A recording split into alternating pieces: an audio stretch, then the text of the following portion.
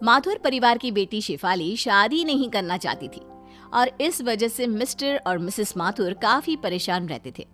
उन्होंने कई बार अपनी बेटी शेफाली से इस बारे में बात करने की कोशिश की, लेकिन शेफाली हर बार ये कहकर बात को टाल देती थी कि उसे शादी करने में बिल्कुल भी इंटरेस्ट नहीं है।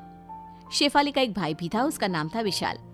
शेफाली की उम्र लगभग 30 साल की हो चुकी थी और विशाल उससे छोटा। एक दिन मिस्टर माथुर कहते हैं, शेफाली बेटा, अगर तुम शादी नहीं करोगी तो आने वाले वक्त में विशाल की शादी में भी बहुत प्रॉब्लम आएगी। आखिर क्या वजह है, तुम शादी क्यों नहीं करना चाहती हो? पापा, अब मेरी जॉब लग चुकी है और कॉलेज के टाइम में भी मुझे कोई पसंद नहीं था। पता नहीं क्यों मुझे किसी लड़की के साथ रहने और उससे शादी करने में बिल्कुल इंटरेस्ट नहीं है। लेकिन बेटा, इस तरह अकेले जिंदगी तो नहीं कटती। तुम्हें अपने बारे में कुछ सोचना चाहिए। नहीं मम्मी, मैं अपनी जिंदगी में बहुत खुश हूँ। ये शादी, बच्चे, किसी के साथ जिंदगी भर रहना, ये सब मुझे अच्छा नहीं लगता। लेकिन बेटा, विशाल की भी शादी की उम्र हो चुकी है, हमें उसके बारे में भी तो सोचना पड़ेगा ना। हाँ, तो विशाल की शादी करने में क्या प्रॉब्लम है पापा? मुझे शादी नहीं करनी है, ये मेरा डिसीजन है। विशाल शादी कर सकता है। कुछ दिनों के बाद मिस्टर और मिसेस माथुर विशाल की शादी वर्षा नाम की एक लड़की के साथ कर देते हैं और वर्षा माथुर परिवार के साथ रहने लगती है। एक दिन वर्षा और विशाल जब अपने कमरे में बातें कर रहे थे। जानती हो वर्षा, मैं तुमसे बहुत प्यार करता हूँ। I love you. मैं भी तुमसे बहुत प्यार करती हूँ और हमेशा तुम्हारे पास रहना चाहती हूँ विशाल। चलो, इसी बात पर अब जल्दी से मेरे पास आ जाओ। तभी अचानक से शेफाली वहां पर आ जाती है। क्या हो रहा है? हाँ, तुम लोगों को शर्म नहीं आती? दिन दहाड़े रोमांस करने में लगे हुए हो। मम्मी पापा भी घर पर ही है। लेकिन शेफाली दीदी, हम तो अपने कमरे में हैं, किसी के सामने थोड़ी ना कुछ कर रहे हैं। बेशर्मी की भी हद होती है। आजकल की लड़कियों को तो बस लड़कों से चिपकने का बहाना चाहिए। मुझे देखो, आज तक किसी लड़के को छुआ तक नहीं है। मैं हाथ तक नहीं मिलाती किसी लड़के से। पूरी ब्रह्मचारी हूँ। लेकिन दीदी, मेरी और वर्षा की शादी हुई है, वो मेरी पत्नी है, और अगर वो मेरे पास आती है तो इसमें कुछ गलत नहीं है। अच्छा ठीक है, मुझे ज्यादा लेक्चर मत दो। तुम्हें बाहर मम्मी बुला रही थी, यही कहने आई थी। विशाल और वर्षा शेफाली के साथ कमरे से बाहर आते हैं।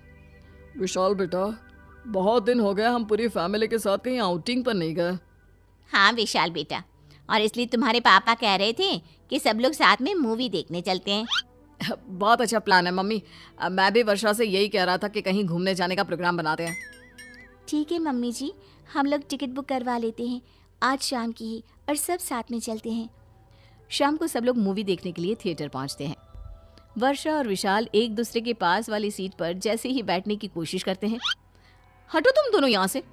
यहाँ तुम दोनों के बीच वाली सीट पर मैं बैठूंगी। अरे शेफाली, ये क्या कर रही हो? उनकी नई नई शादी हुई है, उन्हें साथ में बैठने दो।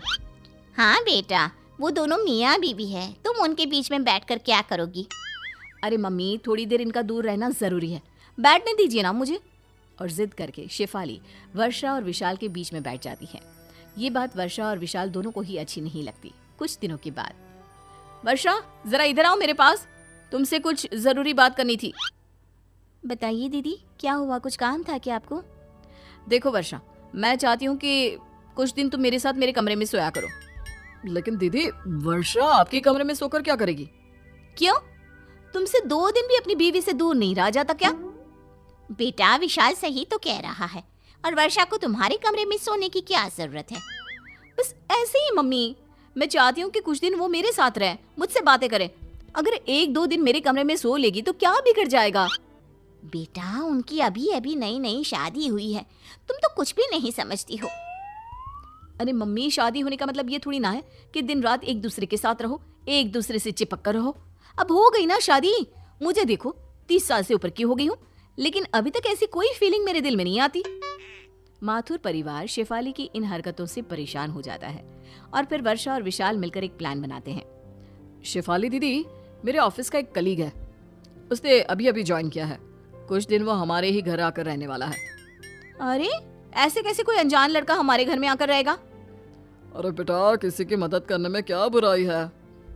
अच्छा ठीक है, लेकिन उससे कहना कि घर की औरतों से थोड़ा दूर ही रहे, ज्यादा बात करने की और चिपकने की जरूरत नहीं है। और कुछ दिनों के बाद अमन नाम का एक लड़का जो शिफाली की उम्र का था मिस्टर माथुर के घर पर रहने आता है। एक दिन सुबह के वक्त। वैसे शिफाली जी, शायद आपसे किसी ने कहा नहीं, लेकिन आप दिखने में बहुत खूबसूरत हैं। देखो, तुम अपने काम से काम रखो, मुझे इस तरह की झूठी तारीफ बिल्कुल पसंद नहीं है। लेकिन मन ही मन शेफाली को अमन का अपनी तारीफ करना बहुत अच्छा लगता है। और फिर अगले दिन, शिफाली जी, आप ऑफिस जा रही है? मैं भी उधर ही जा रहा था, चलिए मैं आपको छोड़ देता हूँ। अरे नहीं नहीं, मैं अकेले चली जाऊंगी। मैं किसी लड़के के साथ घर से बाहर जाना पसंद नहीं करती। अरे कोई बात नहीं, एक ही रास्ते पर जा रहे हैं, इसमें क्या हुआ, चलिए बैठ जाइए। वो चलो ठीक है। शेफाली अमन के साथ चली जाती है। एक दिन ऑफिस से आने के बाद, माँ मेरी तबीयत ठीक नहीं है, मैं अपने कमरे में आराम करने जा रही हूँ, आप प्लीज मेरे लिए कॉफी बना दो, बहुत सर दर्द हो रहा है। बेटा, मुझे तो अपनी किटी पार्टी में जाना है, बहुत ज़रूरी है, और तेरे पापा भी अपने दोस्तों से मिलने के लिए गए हुए हैं। कोई बात नहीं माँ, वर्षा से कह दो, वो मेरे लिए कॉफी बना देगी। वर्षा शॉपिंग पर गई है विशाल के साथ, बेटा तुम खुद बना लो ना। इतना कहकर मिसेस माथुर वहां से चली जाती हैं। वर्षा के सर में जरा सा दर्द होता है तो विशाल कैसे लपक कर उसके लिए दवाई लेकर आता है, उसके लिए चाय बनाता है।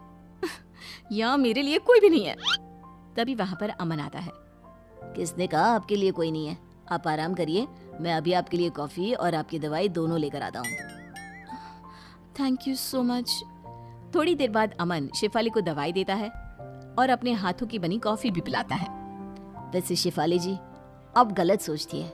देखिए, लड़के उतने बुरे भी नहीं होते, और अगर जिंदगी में एक लाइफ पार्टनर हो तो जिंदगी आसान हो जाती है। ठीक कहते हो, तुम्हारे आने के बाद मुझे भी ऐसा ही लगने लगा है। लगता है मुझे भी अब अपनी जिंदगी के बारे में कुछ सोचना चाहिए। अगर आप बुरा न माने तो एक बात कहूँ, मैं आपके साथ पूरी जिंदगी बिताने को तैयार हूँ। अमन की बात सुनकर शेफाली खुश हो जाती है और रात को जब मिस्टर और मिसेस माथुर घर आते हैं, माँ पापा, मुझे आपसे एक जरूरी बात करनी थी। शेफाली दीदी, हम सब जानते हैं आपको क्या बात करनी है। आप अमन के साथ शादी करना चाहती हैं ना? अरे लेकिन आप लोगों को ये बात कैसे पता? क्योंकि ये हमारा ही प्लान था। और मैं तो अमन को पहले से ही जानती हूँ। क्या ये सब आपने जानबूझकर किया? तो क्या करते बेटा, जिंदगी भर अपनी बेटी को ब्रह्मचारिणी बेटी तो नहीं रहने देते ना। देखो बेटा, शादी करना और खुश रहना कोई बुरी बात नहीं है।